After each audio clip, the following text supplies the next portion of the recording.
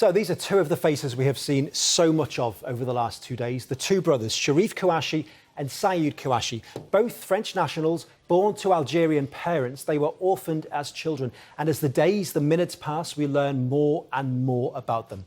Let's start with Sharif. He is the youngest, 32 years old. This was him 10 years ago, an aspiring rapper with a record, a criminal one, for selling drugs and for theft. But increasingly, he appears to have become radicalised.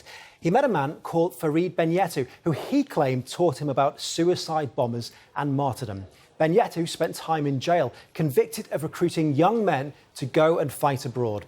Now, Sharif Kouachi ended up on trial himself after missing a flight to the Middle East. He said he'd never wanted to go, but he couldn't back out and was described in court as a reluctant holy warrior. Nevertheless, he was jailed for 3 years. He served half of that sentence and was arrested again in 2010. Police subsequently learned that he had been browsing jihadist websites, but the case was dropped due to a lack of evidence. It's also claimed he had indirect links to the controversial preachers Abu Qatada and Abu Hamza, both of whom at the time were based in London. OK, let's take a look at his brother. This is Saeed Kouachi. He is the oldest at 34 years old. It was Saeed who unwittingly set the police on their trail by leaving his identity card in the getaway vehicle.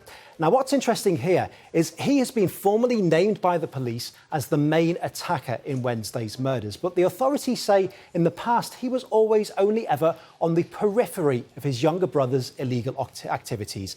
Other than that, very little has been revealed about him, although it is believed he spent time in Yemen back in 2011. And there, according to intelligence sources, he met the late US-born al-Qaeda preacher Anwar al-Awlaki.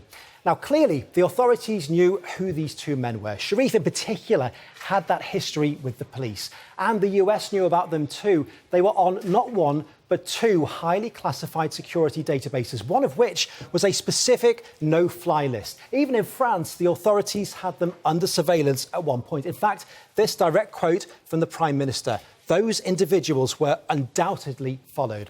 The questions now then, two of them. First of all, why was Charlie Hebdo so exposed when it had been under threat? And secondly, why were two men known to be radicals followed and unfollowed when there was clearly a danger? The answers may not be forthcoming immediately, but they are sure to be uncomfortable.